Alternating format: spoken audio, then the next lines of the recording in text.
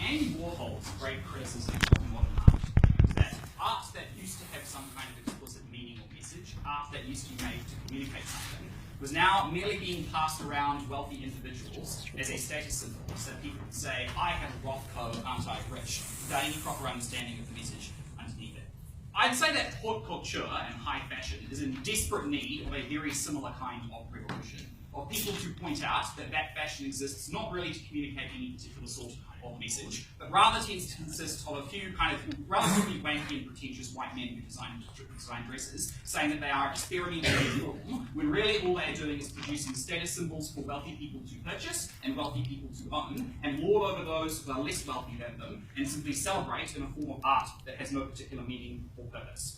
To prove why that's so, and to prove why it's bad, I can bring to you 2 points. Firstly, a discussion of the formation of high fashion, where it came from and why it is formed into this kind of meaningless and classist thing that it now exists as, before secondly talking to you about other forms of norms beyond classism that are entrenched by high fashion, such as sexism, racism, and a degradation of working class. But first, a brief definition. When we talk about high fashion and haute couture, largely we are talking about fashion, which emphasizes rich people being physically present at particular sort of fashion shows or particular events, which is in itself quite difficult and exclusive. But beyond that, it tends to involve the production of a very small number of extremely expensive items of fashion, which aren't reproduced, which can't be, and it's frowned upon to do so, and which in many cases aren't even sold beyond 1 or 2 individual people. While it has influences on the norms that exist within fashion itself, it is designed to be exclusive and to be a club that people would have to strive for a long time to be a part of. Our alternative that we envisioned is that it was a world in which this kind of thing would have been heavily criticised, in which people were deeply sceptical of the concept of fashion as a means of a status symbol, and that fashion is instead built to be accessible by people, either through the fact that it is practical, or through the fact that perhaps it communicates some kind of message or something that appeals to a particular group of people, but one that is not ultimately built on class and not only built upon that status symbol. The kind of art that is meant to be distributed and enjoyed by many. Let's talk then firstly about where haute couture has come from and the problems that it has. We would say that back in the sort of 1800s and 1900s, often the way that a classist person could flaunt their own wealth or celebrate what they have in terms of fashion was to engage in fashion that was built on function, but also extravagance in the amount of things that you had and how exceptional those things were. People enjoying materials like extremely valuable wool, which a lot of poor people were not able to engage in. The problem is that over time, the introduction of synthetics, the ability to make perfumes that were made out of cheap and reproducible products, meant that function started to have less and less of a difference between the clothing that could be afforded by the poor and the clothing that could be afforded by the wealthy. But the desire for a status symbol and to lord yourself over those who are poorer than you remained. And it is within that desire that high fashion was born as a form of art designed to lord yourself over other people. So the thing we want to emphasise through opening up to start with is that while you might call high fashion art, it wasn't born for the same reasons that other forms of art were. It is not designed to communicate a message to people. It is not designed to get people discussing anything to do with politics or identity. Rather, it was born for the explicit purpose of being a status symbol to lord over other people. What are the harms of that kind of status symbol existing? The first and most obvious one is that when people who are poorer are indoctrinated with an idea that high fashion is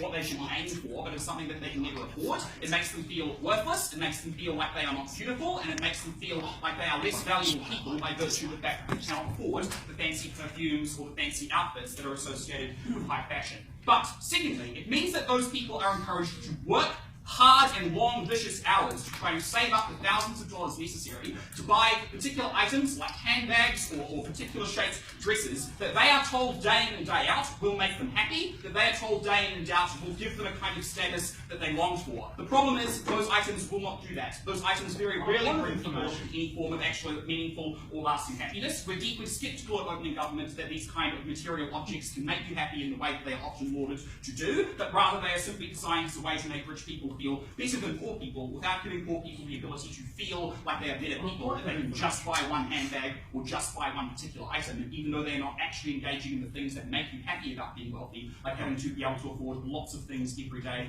day in and day out. I'm going to talk to you soon about how this sets a number of other kinds of problematic norms, but first I'll take opening. If this pressure is so overwhelming and dominant and shapes our behaviour, why are both of us dressed so badly?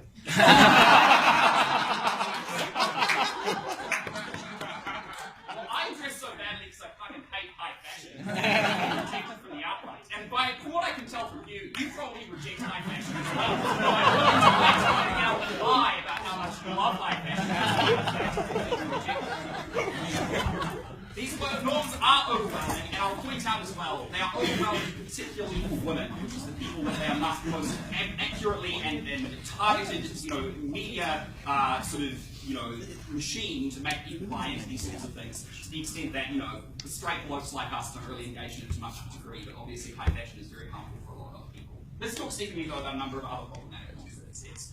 Whenever you have a form of fashion like this that takes a very small and elite group of people and gives them the means by which to set norms and set the definition of what is beautiful or what is good for a lot of other individuals, it has the tendency, as high fashion clearly has done, to pick out a small number of rather odd people, predominantly men, who run these sorts of fashion change, and give an enormous amount of power about what is considered to be normal within fashion, what is considered to be standard. And there are a number of horrible things that come out of that. The first and most obvious one is that an enormous number of these kinds of goods are produced in horrible working conditions to people who are desperately underpaid, and that's seen as a normal or standard aspect of fashion, in the sense that if all of the celebrities you see on TV just can't help but be involved in terrible industries by virtue of all the things they wear, that's just seen as a necessary byproduct of buying consumer goods and services, and people don't think too hard about it. They kind of just say, oh, well, yes, there's terrible factories in China, but everybody's guilty of that. That's just how the world works, and give up on any attempt to actually solve those problems. The second one is that these norms are obviously incredibly sexist, and that a lot of these objects are designed to be viewed by men. They're designed by men who like the way that they look, and are often designed to massively sexualize women in a way that men are not subjected to, in a way that we think is deeply harmful.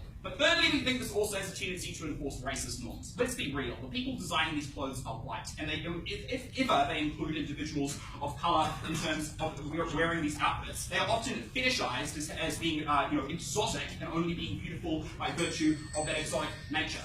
But high fashion is a world in which people from Dior say, have run campaigns about Mexican gypsy women, even though the actors they're using are Jennifer Lawrence, and they're simply trying to exploit those groups for the sake of fetishization and the sake of a bit of cheap attention. High fashion is in desperate need of criticism, and we deeply regret the classist norms that it's built.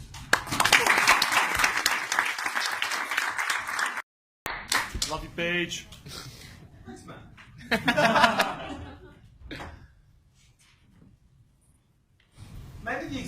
Maybe high fashion needs like some form of critique. But this is a debate about whether or not the world would be better off without high fashion or not. And Pat kind of misses the useful vector for understanding that. Which makes sense. I would too, because, as kind of noted, we're both fucking terrible dressers. But, in reality, it's just similar to any other form of art. For instance, as a kid, I used to love music, so I learned how to play music, and I listened to music made by people that were always going to be better than me, and that were always made by people that were richer than me. Or my girlfriend's an opera singer, which is explicitly delineated by class in a way that a lot of people would not like, right? A lot of people would find there's something objectionable about the way in which attendance at an opera might mean something about that. And my sister was the one who was into fashion, and she was the one who thought it was really fun and really nice to be able to sew stuff and to be able to look up stuff that she knew she wouldn't be able to afford to buy, as if that was different from like any other consumer purchase in the world that you can't afford to buy. And at the end of this debate, to understand, at the end of like the opening half of this, to understand is they've given you no difference with any other form of creative expression or any other form of art. They've identified that there are some problematic vectors to class. They've identified that there are some ways in which they interact with economic structures and structures of social oppression. They've not told you anything about what makes this unique. And that is relevant, because if the question should be, should we have more or less of this one form of culture, you must recognize that people have an innate desire for culture, people have an innate desire for status, and other things grow to fill the void. Which means you need to be comparative between this and between other forms of artistic, cultural, and economic expression. And we are going to argue in this speech that compared to every other alternative, the high fashion industry is excellent. I'm going to make 3 arguments in this speech. I'm going to begin by doing some setup. I'm going to talk about why this is a really handy form of art. Then I'm going to talk about how this helps other forms of fashion and makes it much more vibrant and more interesting and makes the things that we like to wear a lot better. Before I do, I'll take clothing if you have any. Well, the sense in which it's different from opera is that when you're listening to Radiohead, you don't feel shamed or judged by it, but when you read Vogue and then dress in a potato sack, you feel shamed. You are such a class warrior, mate. Here, it's like the economic equivalent of a potato sack is Radiohead.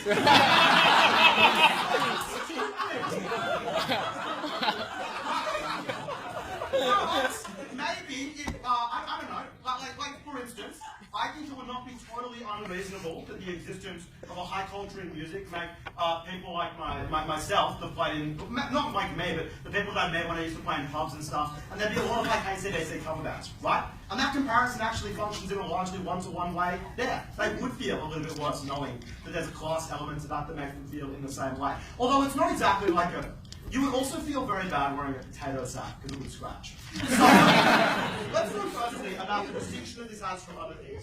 This debate is not about the existence of a fashion industry overall, because obviously there would be a commercial industry that would sell us clothes, and it would utilize problems of gender as they currently exist to sell us those clothes, and that is not what this is about. Which means argument to that point, Imogen, in this debate are causally related to the sale of clothing in general, not a class thing in that. Similarly, I don't think it's useful to think of this debate as being really about status symbols, because people, it's not like a status symbol exists and then rich people stumble into them because they're the only ones that can afford them. Rich people manufacture status symbols as evidence for their status. And that means that another one would exist in an identical fashion to the way that it is currently. So really, what you need to do is compare this to other median industries. You need to say, is the commercial expenditure from fashion more harmful than it was spent on other products designed to enhance status?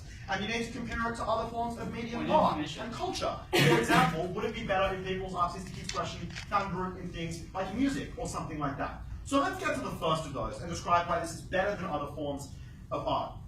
Pat correctly identifies that fashion has its roots in something functional, but most art has its root in something that wasn't the thing that it originally was. For instance, it transfers across class lines. Often visual paintings were initially designed to replicate reality, not as artistic modes of expression, and gradually these things evolved in a way that demonstrates the utter inanity of this point as any sort of moral claim.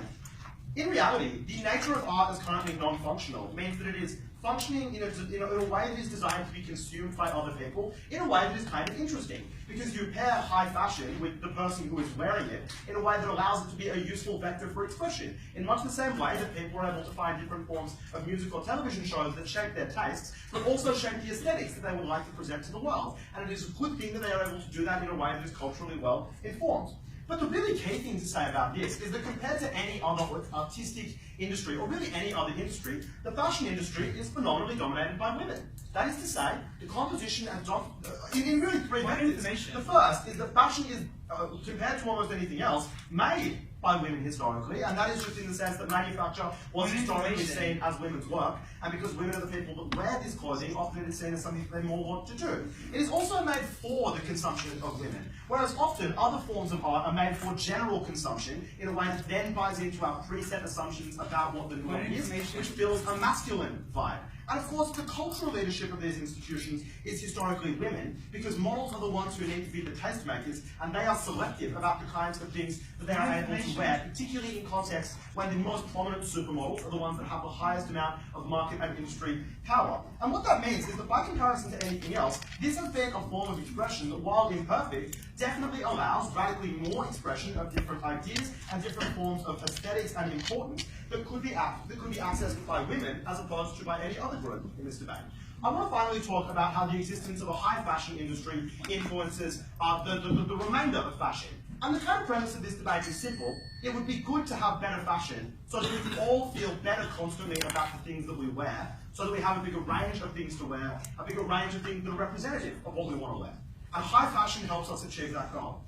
Because high fashion is costly and exclusive in a way that trickles down really easily, because it guarantees that there is an incredibly well capitalized industry at the top that is able to pay its workers better than in almost any other industry. Because in high fashion compared to low fashion is like sweatshop workers, high fashion is like the person who is only able to afford one New York apartment in the Devil Wears Prada, so comparatively better. And then that capital is able to provide four massive benefits that are able to then be utilized by the remainder of the fashion industry once those trends are better perceived and understood. Firstly, they lead to greater degrees of artistic innovation because they create the creative space in which you can afford to not sell very much of a product, unlike mass-manufactured fashion that needs to exist on low-cost scales to justify the expenditure. Secondly, you have the training of a large number of people because you provide the incentive for people to get trained because they can get early entry training jobs in high fashion industries that can then translate elsewhere. Thirdly, you generate a canon and a body of expertise that allows people to better understand what techniques work and don't work visually. And fourthly, you allow for constant evolution of design driven by groups at the top that don't want to be conservative like mass market fashion that can't afford to take it here, but instead can afford to not sell anything, to make fashion much more revolutionary. I obviously know nothing about fashion, but I care really deeply about art, and I care really deeply about people's ability to express themselves in any way. And that's why, almost in spite of myself, I'm proud to oppose this motion.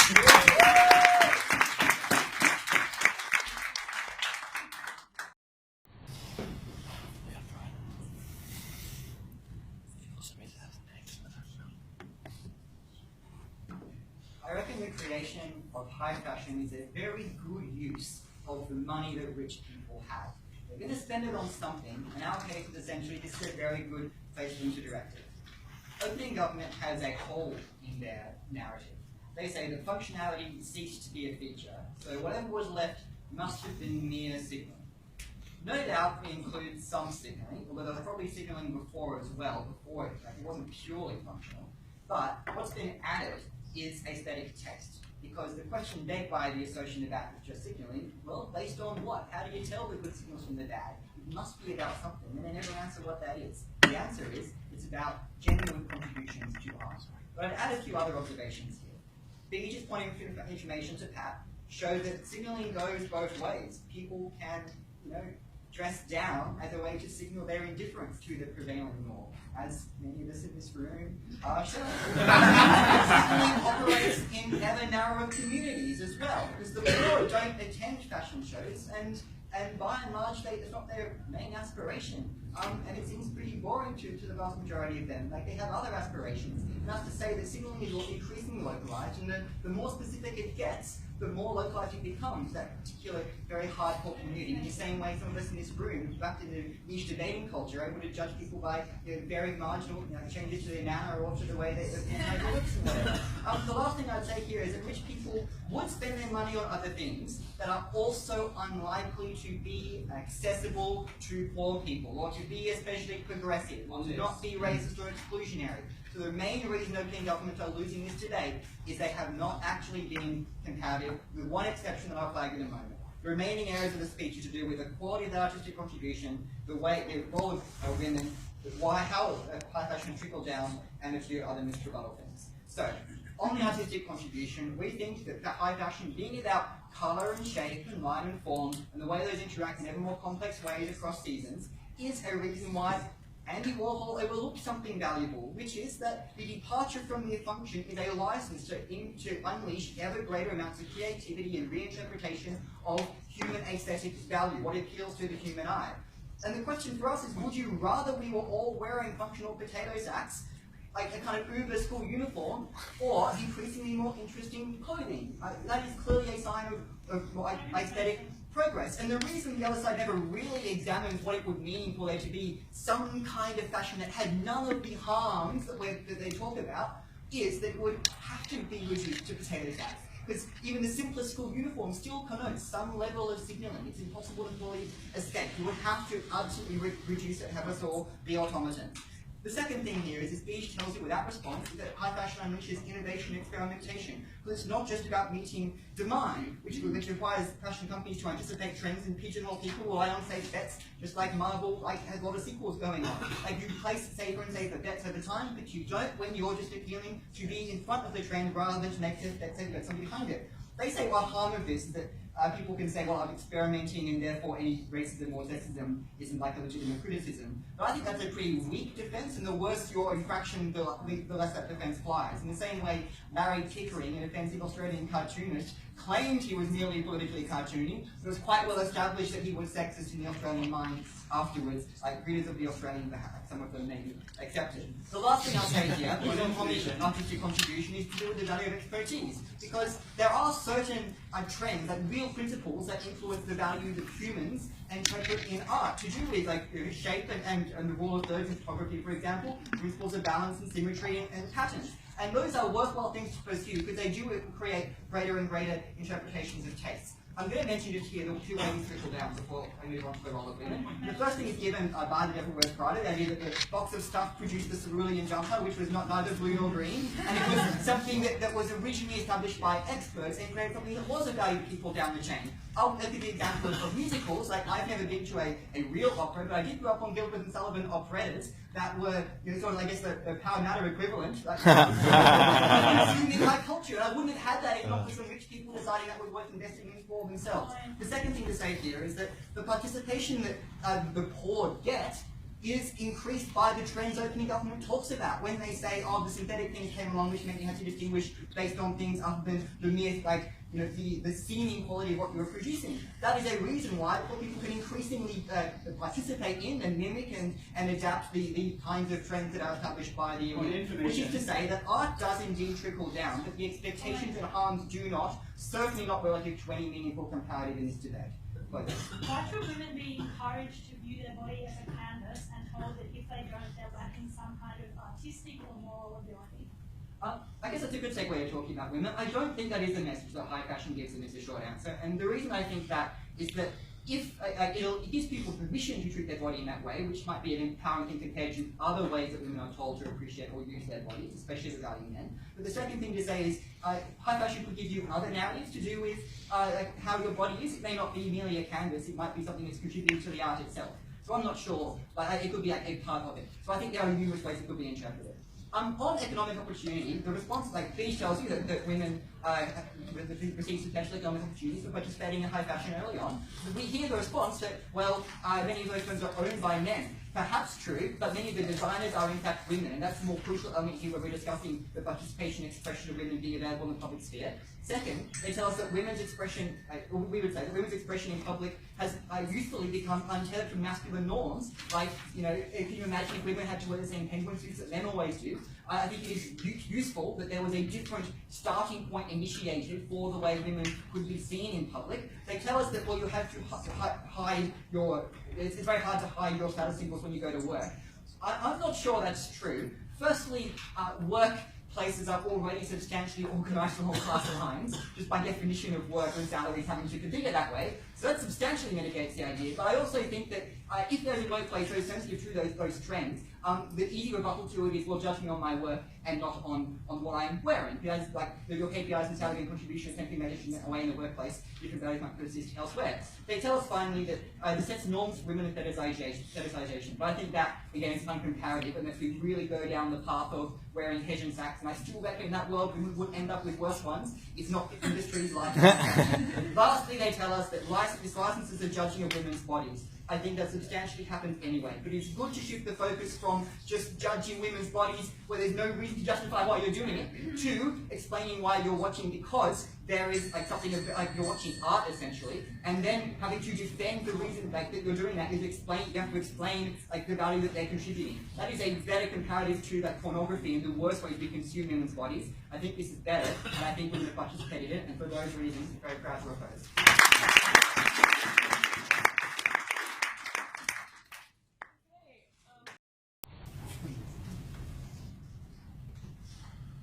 Although the fact that high fashion is conceived of art has been recognised by the teams thus far in this debate, the significance of that has been completely ignored. Because what art is in society isn't just something people like or something people get pleasure from. It's something which is given a certain importance, a certain moral worth, and excuses are made for art and artists that are bad, which are not made for things that people are supposed to enjoy in an otherwise aesthetic but personal sense or in a practical sense. High fashion is abusive, high fashion is cruel, and high fashion gets away with it because they say, if you don't understand what I'm doing, it's because you have less moral worth than me. It's because you're less sophisticated. It's because you don't understand the art that I'm putting forward to you. And if you object to having your body as a canvas or having your body as part of the art, then that's because there is something fundamentally flawed in you. We're going to bring you three things from closing up.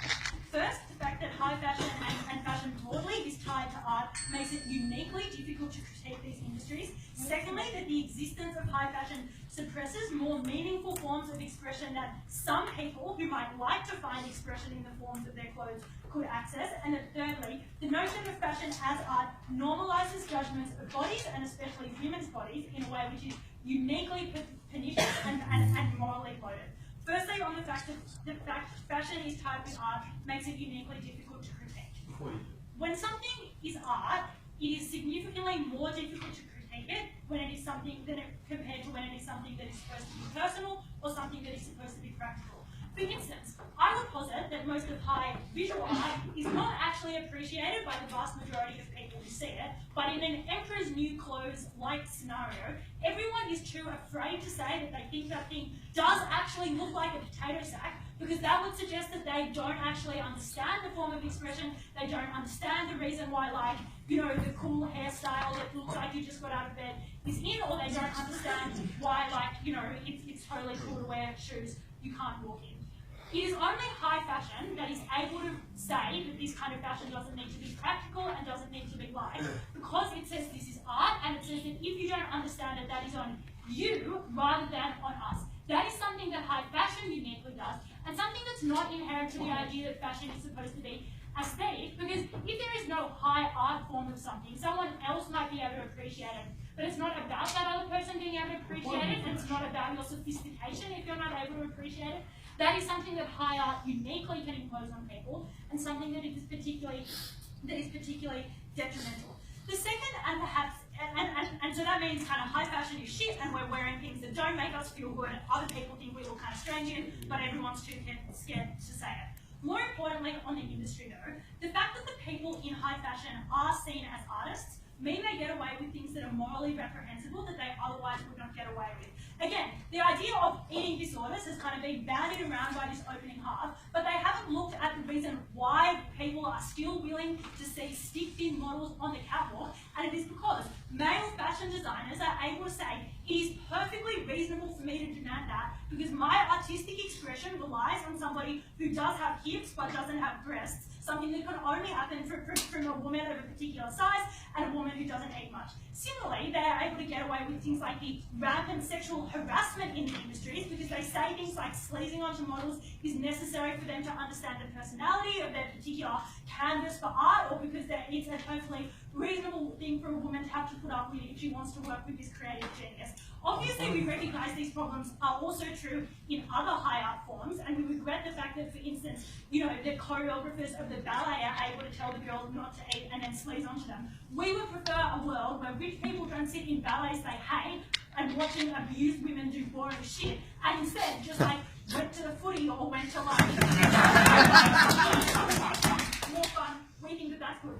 The final thing we note is we also think the fact that fashion is able to say we are art rather than we are selling to people is the reason why women haven't been able to break into the industry. Because if the point of art was to be liked by the people who would spend the most money on it, and likely that would still be women to some extent because of things like sexism, it would be far more likely a woman would be able to say, well, I'm a woman, I know what I would like to wear. She can't say that when they say, we know you're a woman, you're an artist. Well, that is the exact problem with high fashion, the fact it says it's art, and we don't stand by that. Under the second point of extension, though, about why this shuts out the comparative that opening opposition actually want, which is fashion that allows people to express themselves. The alternative isn't that everybody would wear potato sacks. The alternative is that some people would wear potato sacks, and people who didn't want to wear potato sacks would be able to have a consumer-led idea of different things that would make them feel comfortable, or different things that would make them feel like they could express themselves. We think that is significantly better. The absence of high fashion, therefore, doesn't mean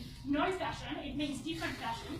In industries where there is no high level of it, there is still experimentation. So, for instance, like the vast majority of technology doesn't have super high-end versions of it. There's just like a general sense of, yes, expense, but people still want to innovate for future consumers. They're doing it with future consumers in mind, not their own self-image as the best fashion designer in New York. That would be significantly better for consumers and significantly more preferable for clothing.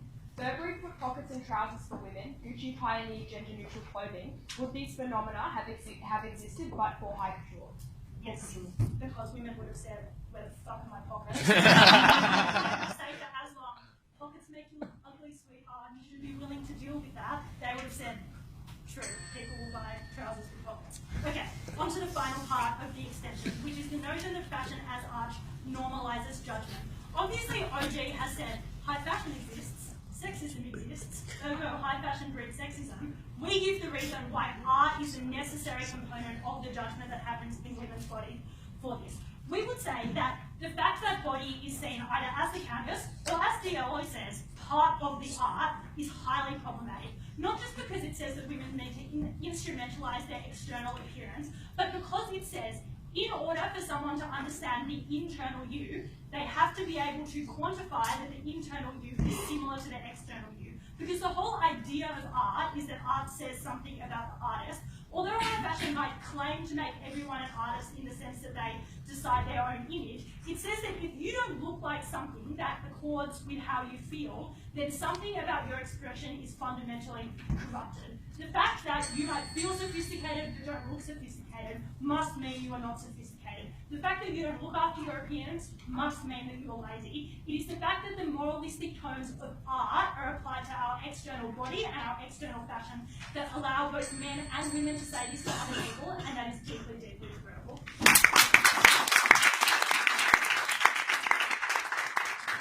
Like there will be any less clothing on net, people need roughly the same amount. We would just prefer that they made a type of clothing that was a little bit more meaningful and didn't wrap up its objectification in the garments of art, which is the extension we've brought to you.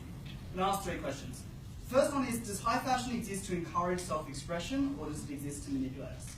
Opening government point out that there are many aspects of the fashion industry which are objectionable in some regard. Opening opposition concede that, but say that it's a universal element of fashion. It's true of high and low fashion to some extent.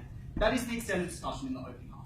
What our extension has done is we have pointed out that the norms that are prevalent in high fashion are worse, and that they trickle down to low fashion because of the very feature which open opposition relied on in their defence of high fashion, which is that it is seen as a form of art. And in that sense, we've provided the crucial link missing in the open half and explained why opposition benches' attempts to narrow this debate by saying that's a problem of fashion, not a problem of high fashion, do not really apply. And note that that is the way in which the majority of people engage in high fashion. There aren't many people who work in a workplace that's so heavily Gucci they feel out of place for not wearing Gucci, but there are a lot of people who read Vogue magazine and have the norms put out in that magazine influence what happens in the rest of their life. There's a reason why the models in that magazine have a body fat level way below the models on the walls of Kmart, why they are more white than the models on the walls of Kmart, and it was explained in our extension. 1, it's more acceptable for high fashion models to look absurd as part of the form of art, which is the reason why it is easier for them to get away with a lower body fat percentage, for instance. Second, it's harder to critique the norms of artistic genius when they are seen as artistic genius rather than seen as being similar to any other company, which is one of the reasons why, for example, there is such an unacceptable norm for sexual harassment being seen to be acceptable in high fashion.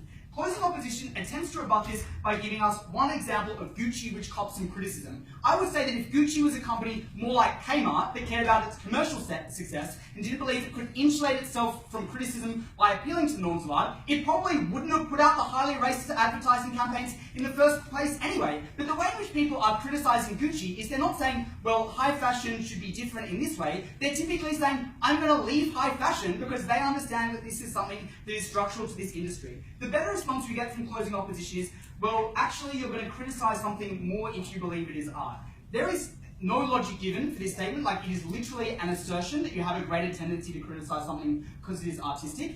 It actually seems to me like it's a lot harder to criticise something if you think it's artistic. If you're a layperson and you're told, you can't really understand this, it's not about people like you, it's about an artistic norm to which you don't have access, it's a lot harder to understand and access it and talk about why it's wrong. The harms that we've talked about are to the high fashion industry itself, but are also more broadly to the fashion industry in general. Although closing opposition is obviously right to say there are some commercial factors that lead, for instance, the objectification of women, like obviously true, our point is that those norms are exacerbated when we appeal to the norms of high fashion, where you have those commercial norms, but it's easier to not be criticised because of the reasons for artists we've got to. And that explains why kind of the last defence of open opposition, which is problems of status symbols to not apply in this debate because the rich could turn to another status symbol, is sufficient in the context of the opening half, but it is not sufficient given what we have told you at closing government. Because it's not the case that merely because some people went to see the opera, that would have a big effect on the body image issues and the construction of women who would have seen in other theatrical performances. We haven't talked about it in the context of a status symbol, we've talked about the unique features of high fashion and why they're very harmful. That's why we've gone on the first issue. Secondly, how does high fashion affect self-expression? Before you do. Yeah. We have identified 4 features of high fashion: innovation, training, expertise, and trends. that then allow ordinary fashion, commercial fashion, to become more diverse and more representative of the needs and desires of the mainstream community who consume that fashion. Doesn't that obviously satisfy the burden you're about to attempt to address here, which speaks to the question of whether or not fashion is able to serve people's interests and needs? No, you haven't, because the majority of things you've talked about, like training and commercial incentives, are obviously things any commercial company would have a reason to care about. Apple doesn't have an art division. It still cares about future consumer demand and innovating in that direction. If Apple did have an art division, which it doesn't, obviously. If Apple did have an art division and it thought its mainstream products were going to be judged on the standards of the art division, probably it wouldn't be as innovative in the iPhones that it makes, because it would have wanted to appeal to the standards of art, not the things which regular people want. How does high fashion affect self-expression? The opposition bets agree the vast majority of people will never get the opportunity to wear high fashion. So, to show some benefit here, they need to explain that it trickles down to low fashion in a good way. Open governments say it doesn't because people judge themselves. Our case is that high fashion worsens innovation. Firstly, because commercial fashion is far more innovative because it doesn't need to appeal to artistic standards and can instead consider the future of demand. And secondly, because women are more likely to be involved in the low fashion industry. Open opposition says, but women are the traditional manufacturers of clothes, which is also true of low fashion, to be clear. The difference is, when you can say there's some artistic standard that's objective, that's what we're appealing to, you can't just assess someone on the success of their commercial products. So it makes it harder for a female executive to say, I came up with this, that's why I should be the person put in charge of the division. It's harder for her to do that when there's no objectives, when there's no standard like consumer demand to assessify, when you can appeal to the vague standard of art. Let's talk about clothing opposition. They talk about people and their tendency to pioneer new things. Obviously, what I've said is already a big response to this, in the sense that we're explaining there's a greater tendency towards innovation on the outside, where there is only low fashion and you don't have to appeal to the norms of high fashion. They say Target wouldn't be capable of doing that because it doesn't have the name recognition and the branding power of high fashion companies, which seems obviously untrue in that particular example. And more broadly, in a world in which you imagine that high fashion didn't exist, obviously the companies that would be filling the pages of clothing magazines would be low fashion companies. So the branding power that you have talked about closing opposition would also apply to consumer fashion companies in the world which you have described. The other crucial thing about your extension is that you've explained that high fashion has greater room to pioneer, but you've not explained that it has a tendency to pioneer in the right directions. And most of our extension has explained that it has a tendency to pioneer in the wrong directions because it's a heavily male industry that has a strong incentive in objectifying women. You spent the last part of your extension explaining why companies have a strong incentive to cater to the niches of consumer demand. We would prefer that they did that in their own right, rather than needing to also appeal to the standards of art. Lastly, how does our view of art affect the status of women? This was a crucial part of our extension that received literally no response. We've explained that perceiving art as an expression of ourselves and then perceiving our clothing as a form of art implicitly suggests that people who fail to adopt that standard and who choose not to use their bodies as a canvas are failing to express their identity. And that's the crucial difference between high fashion and low fashion we've explained at closing opposition. If something is a style choice, it is not something everyone is obliged to do. If something is seen as a form of art, and is a form of art that is the subject of high esteem in society, it is much easier to judge someone for derogating from that particular standard. That's why we propose.